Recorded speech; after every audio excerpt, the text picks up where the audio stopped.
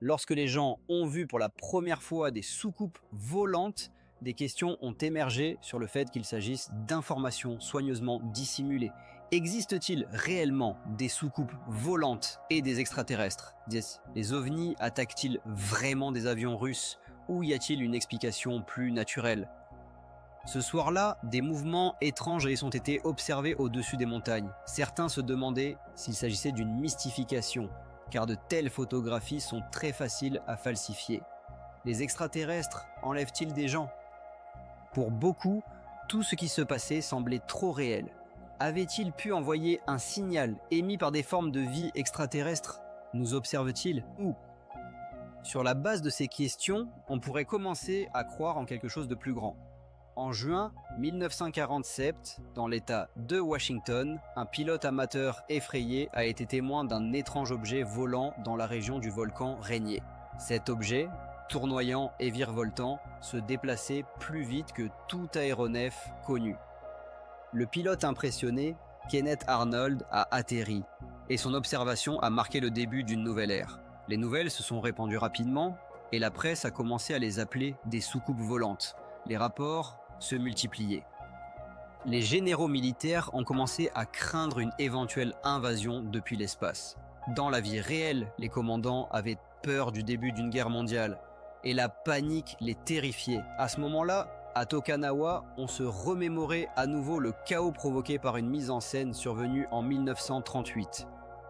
Le producteur Orson Welles a plus tard présenté ses excuses, surpris de voir comment une histoire tirée de bandes dessinées pour enfants avait pu avoir un tel impact sur les auditeurs de radio. Les militaires n'avaient pas de réponse aux questions concernant les soucoupes volantes qui apparaissaient en Europe au cours des derniers mois de la Seconde Guerre mondiale. Les pilotes de chasse nocturne les avaient surnommés des pilotes mystérieux. L'un d'eux se souvient: nous les avons vus quelque part en 1944, en novembre ou décembre. Ces boules de feu apparaissant dans notre champ de vision disparaissaient immédiatement. Un autre pilote décrit: l'objet que j'ai vu ressemblait à un amas de lumière blanche. Beaucoup ont signalé une lumière rouge, d'autres ont vu des lumières vertes. Nous avons essayé de les poursuivre, mais personne n'a réussi à les attraper. Il ajoute: je pilotais un chasseur britannique Mosquito qui pouvait atteindre une vitesse de 840 km/h et nous avons essayé plusieurs fois de les rattraper, mais nous n'avons même pas pu nous en approcher. L'enquête a atteint une impasse. Ces objets pouvaient simplement être le produit de l'imagination ou des hallucinations, mais ils pouvaient également avoir une origine extraterrestre ou être une arme secrète des Allemands. Cependant, au cours des 50 années suivantes, personne n'a vu quoi que ce soit qui aurait pu changer d'avis sur le fait qu'ils étaient des objets volants non identifiés. Les mystérieux chasseurs ont disparu avec la fin de la guerre, mais les ovnis continuaient à apparaître ailleurs. La vie après la guerre en Amérique semblait paisible, mais les agences de sécurité nationale restaient sur le qui-vive. Les États-Unis étaient sous surveillance aérienne de l'Union soviétique, et des questions se posaient sur la possibilité que le grand frère ait établi cette surveillance. Les plus grandes inquiétudes concernaient les ovnis apparaissant près des sites militaires stratégiques, car les secrets nucléaires du pays étaient en jeu. Il existait une menace de déclenchement d'une guerre nucléaire et des espions soviétiques pouvaient être n'importe où. N'importe qui peut être un étranger. Ils ont l'air comme nous, réfléchissaient les gens. Les rapports sur l'apparition d'ovnis et les films réalisés par de rares témoins ne parvenaient pas à la police ou aux scientifiques. Au lieu de cela, ils étaient rassemblés dans un bureau de recherche des forces aériennes pendant 22 ans. Les chercheurs se fixent deux objectifs principaux, comme le décrit le chef du projet Livre Bleu. Tout d'abord, ils cherchent à déterminer si les objets volants non identifiés représentent une menace pour la sécurité des États-Unis. Deuxièmement, ils souhaitent accéder aux technologies les plus récentes qui aideront à développer la science et l'industrie du pays. En 1969, ces fichiers ont été fermés. La conclusion des représentants des forces aériennes a indiqué qu'il n'y avait pas de menace et un manque d'informations nécessaires. Ils ont enquêté sur 3200 témoignages d'apparitions d'objets volants étranges, chacun d'eux ayant été classé et évalué pour sa véracité. Dans 20% de ces affaires, les objets ont été classés comme des ovnis. En même temps, 10% des informations obtenues ont été jugées non fiables. Les recherches ont montré que plus l'objet était visible, plus il était souvent reconnu comme non identifié. En fin de compte, le commandant des forces aériennes a déclaré qu'en se basant sur les informations recueillies, on pouvait conclure qu'aucun objet connu sous le nom de soucoupe volante n'avait été observé au-dessus du territoire des États-Unis. Parmi ceux qui croient aux extraterrestres, beaucoup attendent leur signe, tandis que les sceptiques exigent des preuves irréfutables. Un des chercheurs partage ses impressions. J'étais intrigué. C'était l'un des plus grands moments de ma recherche. En 1987, des documents secrets sont tombés entre les mains du chercheur britannique Tim Good et il semblait qu'il pouvait répondre à toutes les questions. Ces documents classés strictement secrets contenaient des informations sur les contacts du Canada aux États-Unis avec des extraterrestres. Les responsables du projet étaient connus sous le nom de code les Majestueux 12.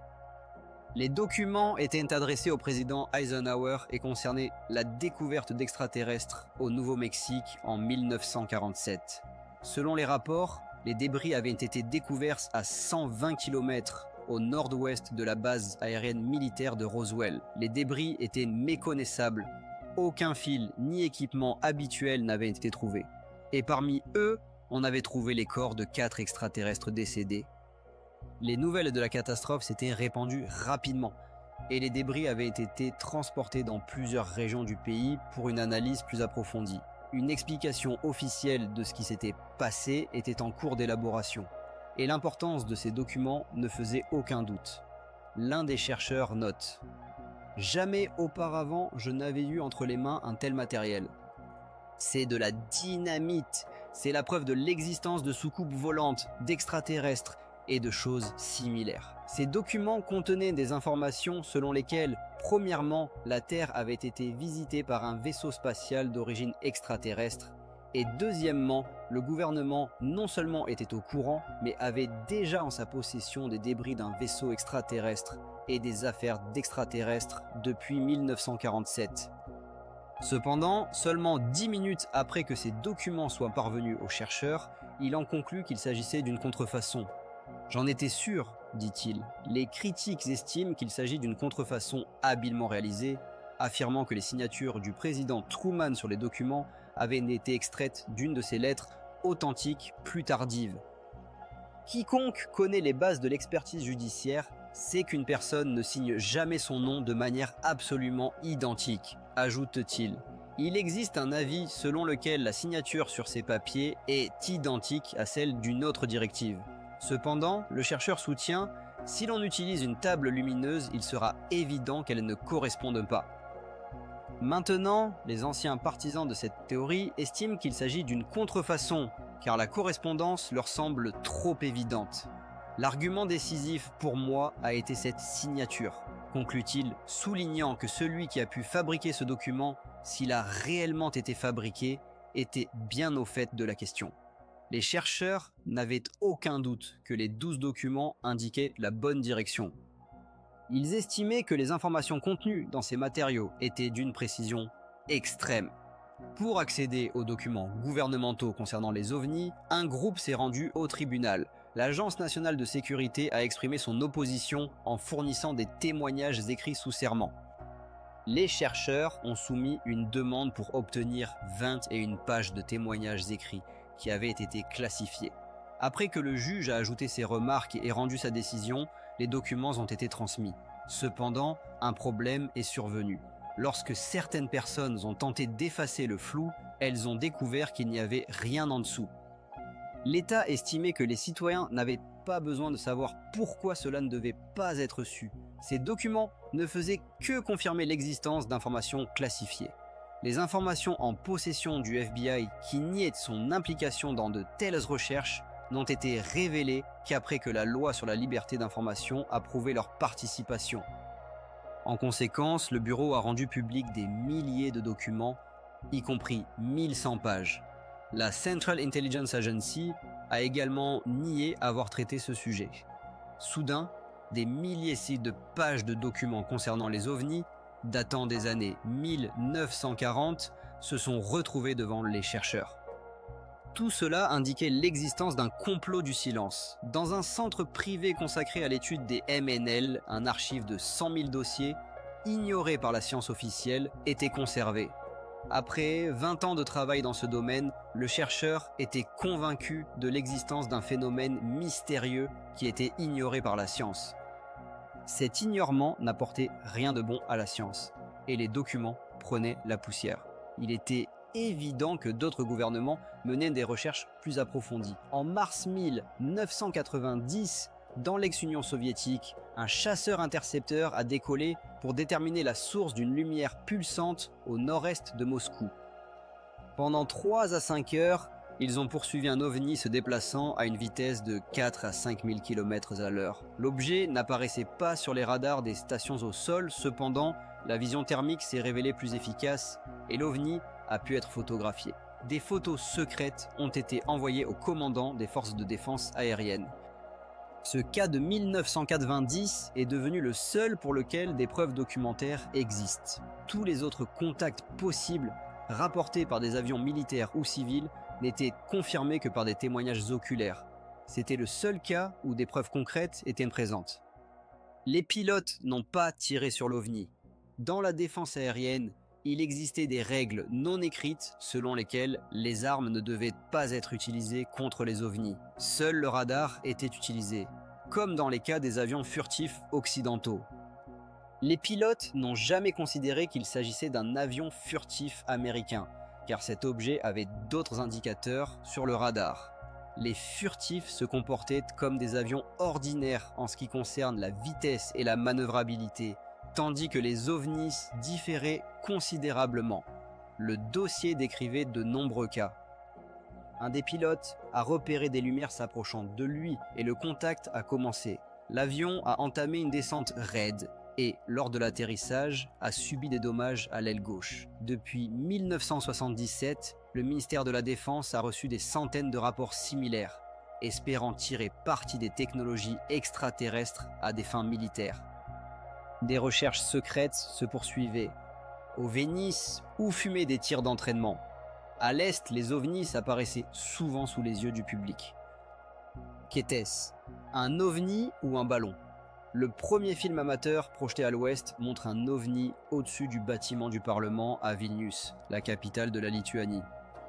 L'objet plane silencieusement, bien visible depuis le sol, et son mouvement ne ressemble pas à celui d'un hélicoptère ou d'un avion ordinaire. À l'aube du matin suivant, la police locale le filme.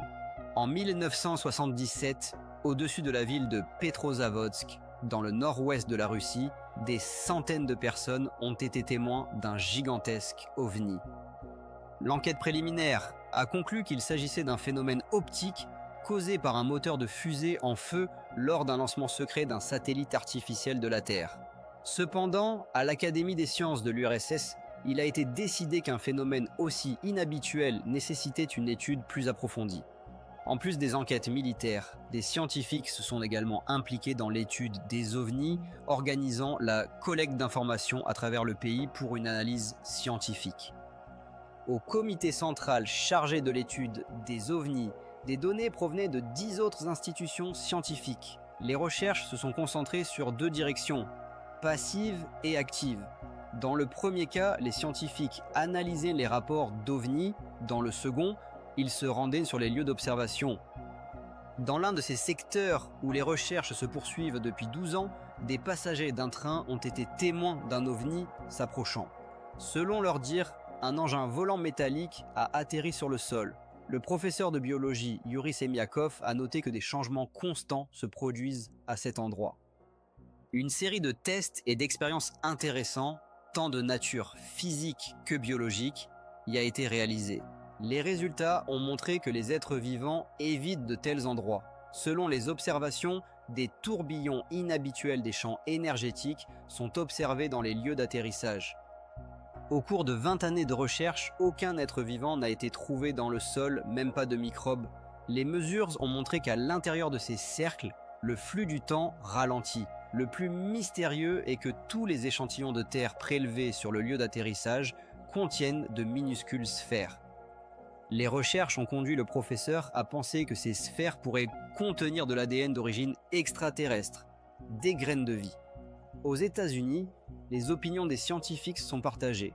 Certains estiment que l'origine de ces sphères est inconnue. D'autres pensent qu'elles sont le produit de systèmes de filtration. Cependant, certains chercheurs russes suggèrent qu'il s'agit de microtechnologies introduites sur notre planète par des vagabonds cosmiques. L'histoire de Kenneth Arnold dans l'État de Washington concerne des contacts rapprochés de premier degré. L'objet était visible, mais pas plus que cela. Lorsque les ovnis laissaient des traces, c'est déjà un contact de deuxième degré. Le contact de troisième degré se produit lorsque les gens voient les extraterrestres eux-mêmes. Et lors d'un contact de quatrième degré, il se produit apparemment une interaction directe avec les extraterrestres. En novembre 1980, dans la ville de Todmorden, en Angleterre, un policier expérimenté, Alan Godfrey, était en patrouille nocturne.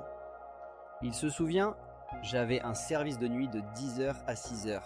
J'ai décidé de vérifier le bâtiment du conseil municipal. Lorsque j'ai tourné, j'ai vu cet objet sur la route à 500 mètres devant moi. En s'approchant de l'objet, il a compris que c'était quelque chose qu'il n'avait jamais vu à Todmorden. Au début, il a pensé que c'était un ballon qui avait atterri sur Terre, mais en s'approchant, il a vu que cela ressemblait davantage à un vaisseau spatial métallique. Godfrey décrit, c'était une structure mécanique, et ce n'était pas une hallucination de ma part. Tout se passait réellement. L'objet mesurait environ 6 mètres de large et 12 mètres de haut, avec une forme rappelant un diamant. La moitié inférieure tournait, tandis que la partie supérieure restait immobile. Il avait des fenêtres ou des panneaux sombres. Si j'étais sorti de la voiture et que j'avais lancé une brique dedans, j'aurais peut-être découvert si ces fenêtres étaient réelles ou non. Il a également remarqué que les arbres le long de la route se balançaient d'un côté à l'autre, des branches et des feuilles volaient partout. Cependant, assis dans sa voiture, il ne ressentait pas de vibration et n'entendait pas de bruit. Sans sortir de la voiture, le policier prit son dossier, le posa sur ses genoux et tenta de représenter ce qu'il avait vu. Pendant qu'il dessinait l'objet, une autre voiture de police s'approcha de lui, et à ce moment-là, l'objet s'envola. Cependant, un temps considérable s'était écoulé entre ces événements. Après une séance d'hypnose régressive, le policier réussit à se souvenir de davantage de détails. Il décrivait comment, dans l'obscurité intermédiaire, il avait eu le sentiment qu'il volait quelque part, seul ou avec la voiture. En reprenant conscience, il se retrouva dans une pièce où se tenait devant lui un humanoïde grand, mesurant environ 1,4 m, 2, très mince, avec une barbe et vêtu d'une robe blanche. L'humanoïde lui proposa de s'allonger sur le lit, mais comme le policier s'en souvint plus tard, sa bouche ne bougeait pas. Il comprit simplement qu'il voulait qu'il se couche. Cela ne lui causait pas d'inquiétude. Au contraire, il sentait que l'humanoïde était son ami, et il avait l'impression qu'il s'était déjà rencontré auparavant. Il se sentait en sécurité, s'allongea sur le lit, et alors apparurent de terribles petites créatures qui avaient la forme d'abat-jour de lampe et des yeux noirs. Il y en avait 7 ou 8. Pendant ce temps, des policiers à proximité voyaient une lumière dans le ciel. Le constable est toujours convaincu que son contact s'est produit dans la réalité. Il se demande, choisirez-vous une explication naturelle ou anormale? Les ovnis atterrissent-ils vraiment pour effectuer une reconnaissance sur le terrain ou est-ce une coïncidence peu plausible? Il ne sait pas ce qui s'est réellement passé. Peut-être que c'était un tremblement de terre, mais il ne pense toujours pas que cela ait pu être un tremblement de terre. John Roberts n'était pas le seul à avoir été bouleversé par ces événements. Dans les montagnes, Hugh Edwards a également vu une soucoupe volante. Il se souvient, j'ai vu cet objet passer au-dessus de la montagne. Il était de la taille d'un bus. Oui, il est arrivé à mi-chemin, puis a tourné et s'est dirigé vers la route. Quand il passait au-dessus de la route, il s'est incliné et j'ai pensé qu'il allait s'écraser. Mais il est descendu dans la vallée et a disparu. Edwards continue. J'ai beaucoup entendu parler des soucoupes volantes et j'ai pensé, oui, c'est elle. Il décrit comment il a entendu un sifflement et a été très surpris de voir l'objet. Dans le village de Yandrilo, l'infirmière de district a pensé qu'il s'agissait d'un accident d'avion. Elle a pensé que leur connaissance médicale pourrait être nécessaire pour fournir les premiers secours. Elle courut donc vers sa fille et elles montèrent dans la voiture pour se rendre dans les montagnes. Après avoir parcouru une distance considérable, elles virent une énorme sphère orange lumineuse posée sur la montagne. S'étant arrêtés, ils scrutaient ce qui, selon eux, était un avion en feu, imaginant toutes sortes d'oches. Ils savaient que si c'était un accident d'avion, il y aurait des corps de victimes, et cela ne les réjouissait pas du tout. Cependant, ils n'étaient absolument pas préparés à ce qu'ils allaient dévoir. C'était une énorme sphère orange-rouge qui pulsait, n'ayant pas de flamme, mais ayant plutôt simplement une forme sphérique. Ils remarquèrent également de petites lumières semblables à des lanternes chinoises qui tourbillonnaient autour de l'objet, se déplaçant en zigzag. À ce moment-là, ils supposèrent que peut-être quelqu'un était déjà venu sur place pour comprendre la situation.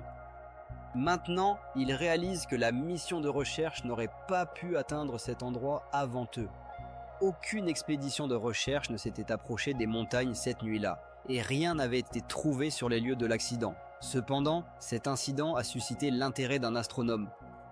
Dans des conditions normales, Ron Mendizon aurait pu étudier les météorites uniquement dans le ciel. Cependant, dans ce cas, il avait l'opportunité d'obtenir des informations directement sur les lieux de l'accident, tant des témoins que par l'examen de ce qui, selon lui, était survenu à la suite d'une collision. Supposant qu'une explosion avait pu se produire en raison d'une collision avec une roche, lui et son équipe tentèrent de calculer les volumes d'énergie impliqués dans une telle explosion. Ils découvrirent ainsi que cette explosion était équivalente à celle de 600 tonnes de dynamite. Pourtant, aucun des avions de l'armée de l'air n'avait été déclaré disparu et aucune trace n'avait été trouvée.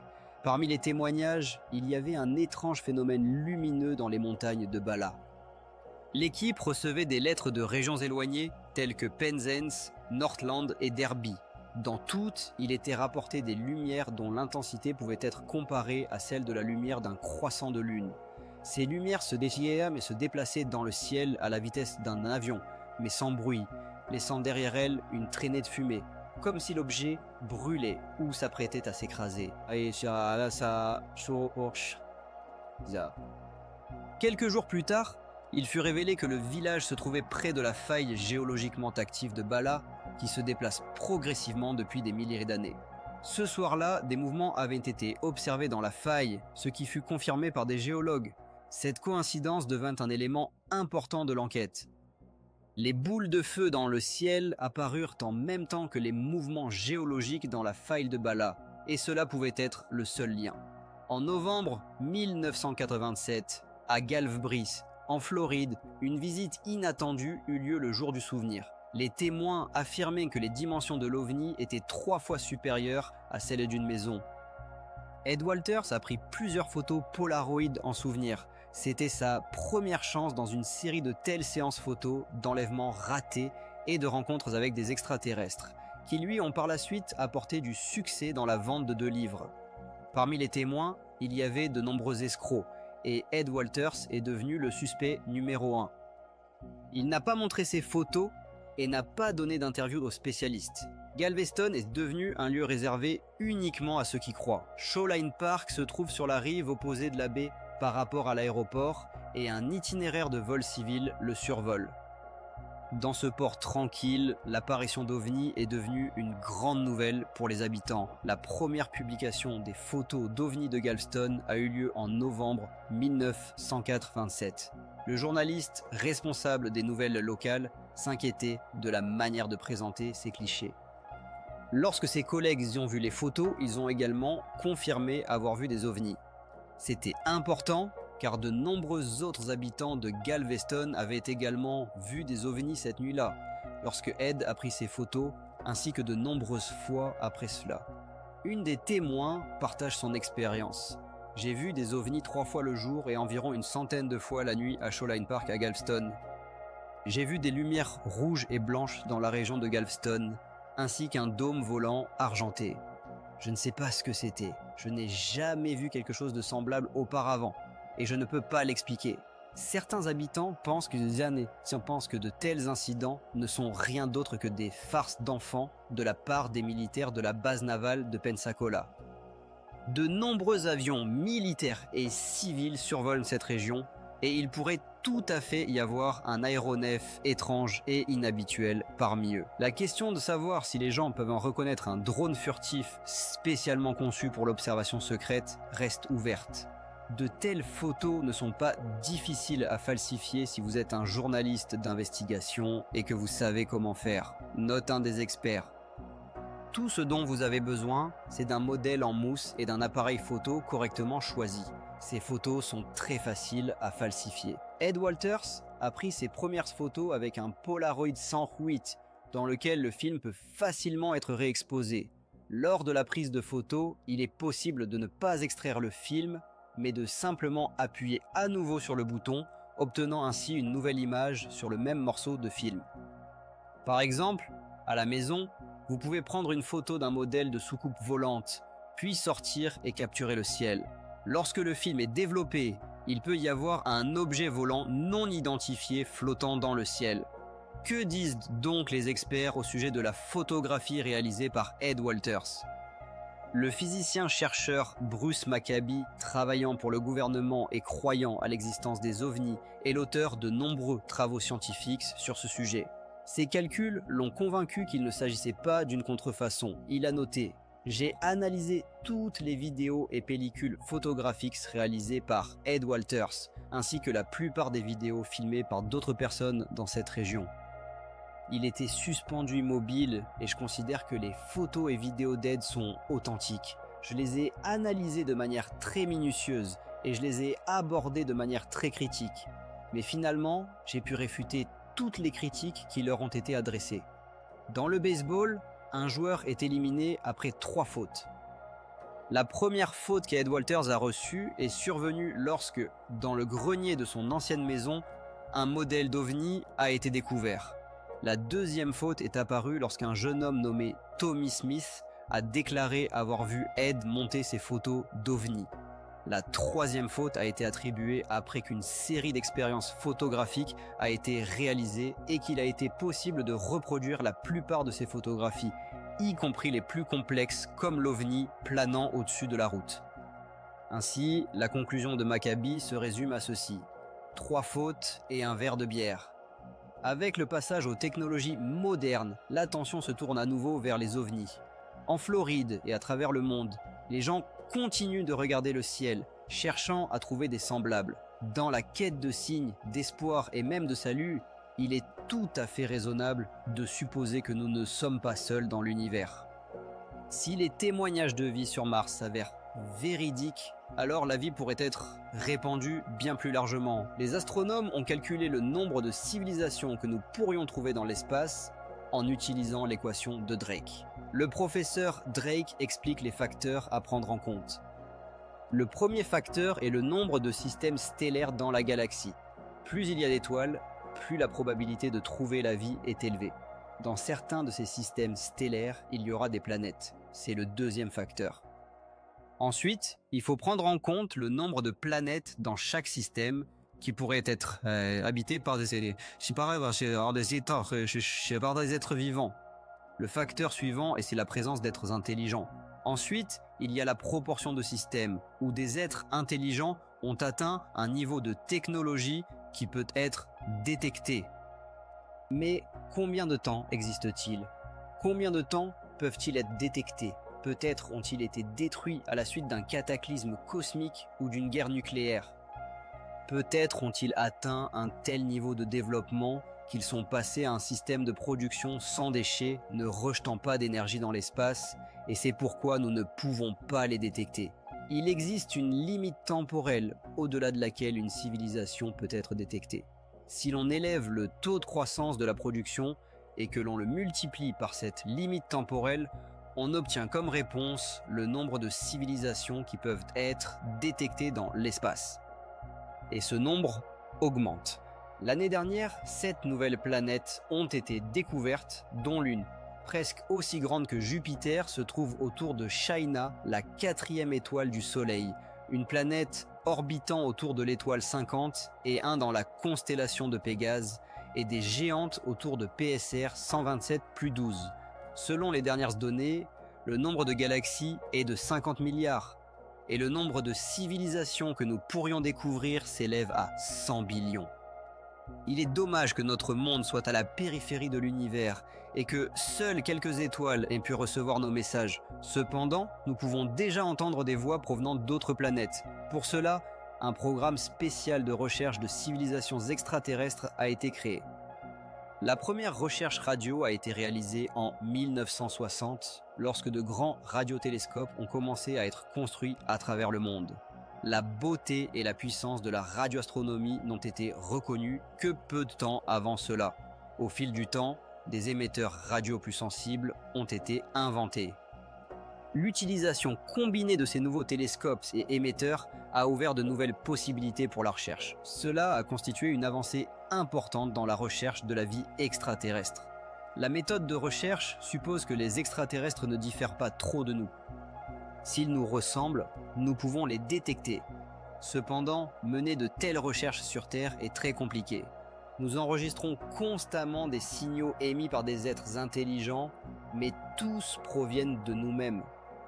La question de savoir si nous avons jamais reçu des messages d'autres mondes reste ouverte.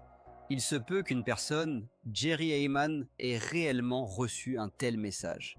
À l'université de l'État de l'Ohio se trouve un immense radiotélescope, dont les dimensions dépassent celles de 3 terrains de football.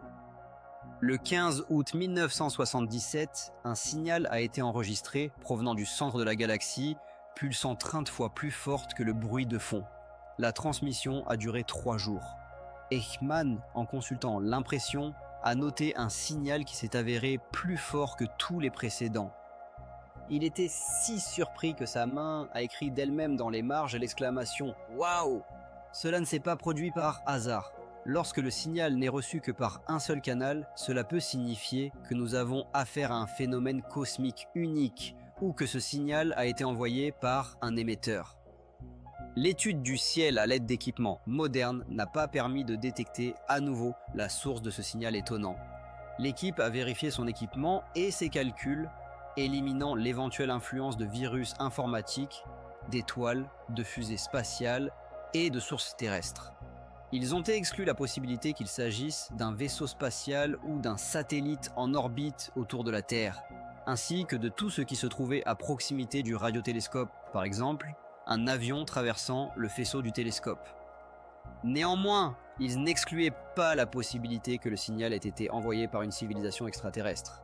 Mais même s'ils ont pu nous détecter, pourrons-nous un jour surmonter l'immense distance dans l'espace ? Les scientifiques ont quelques réponses inhabituelles, comme les trous de verre. Imaginons que notre univers soit un ballon. Nous vivons dans 3 dimensions de ce ballon.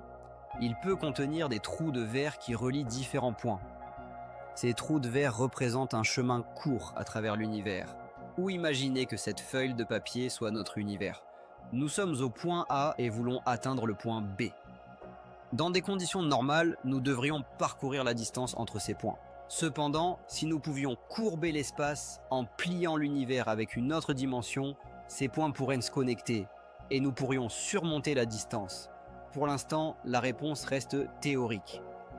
Nous ne pouvons qu'envoyer nos stations de recherche scientifiques dans les régions les plus proches de l'espace pour collecter des informations, prendre des photos et mesurer les conditions atmosphériques. Pourrons-nous ainsi tomber sur d'autres formes de vie ? Certaines personnes pensent que cela s'est déjà produit. En septembre 1991, sur des photos prises à bord du vaisseau spatial Discovery, on prétend qu'il est possible de distinguer un vaisseau extraterrestre évitant l'une de nos fusées. Cet événement a marqué le début des guerres spatiales. Selon les observations, des envahisseurs intergalactiques utilisant la courbure de l'espace changent instantanément de cap. Il est évident que la force n'est pas de notre côté. Cependant, il existe une autre explication. Au centre de cette bataille cosmique se trouvait peut-être une comète qui ce soir-là était au zénith. C'était la comète la plus brillante des 20 dernières années. Quel lien cette comète a-t-elle avec la photographie de la bataille dans l'espace, prise depuis le vaisseau spatial ? La comète représente un amas de pierres et de glace. Lorsqu'elle s'approche du Soleil, la glace sublime et se transforme en vapeur. En conséquence, de l'énergie est libérée, modifiant l'orbite de la comète et la rendant imprévisible. La navette spatiale, en sortant dans l'espace, transporte toujours à son bord un équipage de 5, 6 ou 7 personnes. Ces personnes font la même chose que sur Terre. Elles respirent, mangent, boivent et vont aux toilettes. Le vaisseau spatial accumule toute l'eau libérée et, de temps en temps, la rejette par-dessus bord. En entrant dans l'espace ouvert, cette eau se transforme en glace.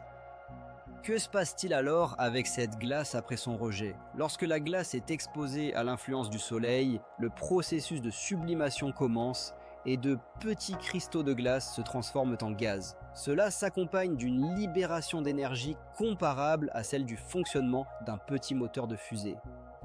Cela ressemble à ce qui s'est produit avec la comète que nous avons observée. Ainsi, ce n'est certainement pas une bataille spatiale avec des extraterrestres. Pendant ce temps, notre station de recherche scientifique automatique Pioneer quitte le système solaire. Et à quoi ressemblent les vaisseaux des civilisations extraterrestres? Peut-être ressemblent-ils à des météorites, remarqués dans l'espace par l'équipe d'observateurs de Kitt Peak, dans l'état de l'Arizona. En 1991, ils ont accidentellement détecté un vaisseau, peut-être d'origine extraterrestre, qui pourrait être un vaisseau spatial d'exploration. Chaque année, des dizaines de milliers de vaisseaux similaires pourraient passer près de nous, et nous aurions de la chance si nous pouvions en apercevoir au moins un.